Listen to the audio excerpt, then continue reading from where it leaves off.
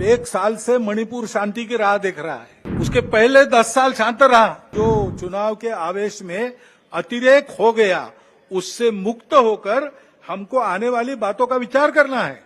पुराना gun culture समाप्त हो गया ऐसा लगा। अचानक जो कलह वहां पर उपज गया या उपजाया गया, उसकी आग में अभी तक जल रहा है। अभी उन बातों से मुक्त होकर जो चुनाव के आवेश में अतिरेक हो गया, उससे मुक्त होकर हमको आने वाली बातों का विचार करना है।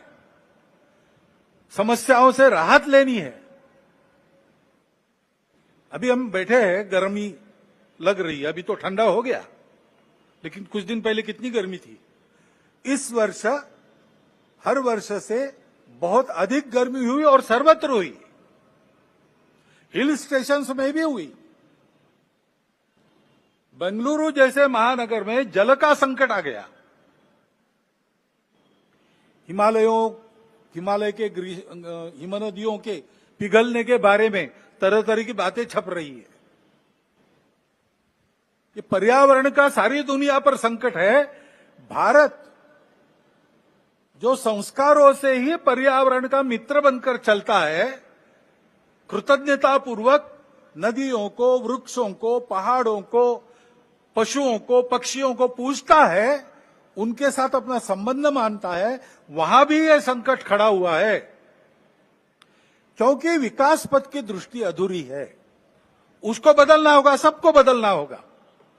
लेकिन जिसके पास ये दृष्टि पहले से है, वो भारत अपने आप को कैसे बदलता है, ये देखकर दुनिया उसका अनुकरण करने वाली है।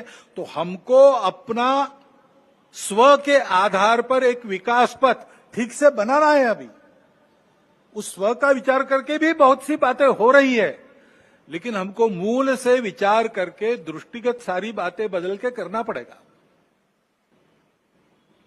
ज्ञान विज्ञान का जो आधुनिक सारा प्रवास और प्रयास है, उसको भी ध्यान में रखकर हमारे परंपरा का ज्ञान जो काल सुसंगत है, उसको साथ लेकर दृष्टि वो रखकर कि वसुधैव कुटुंबकम, और सृष्टि अपनी माता है। हम सृष्टि के विजेता नहीं है, हम सृष्टि के अंग है। वो माता है, उसका दोहन करना है, उसका पोषण होना चाहिए, इस पर ध्यान देना है। उस ढंग से विकास की रीति, उस ढंग से अपने विकास के प्रतिमान हमको बनाने पड़ेंगे। उसके लिए देश में शांति चाहिए।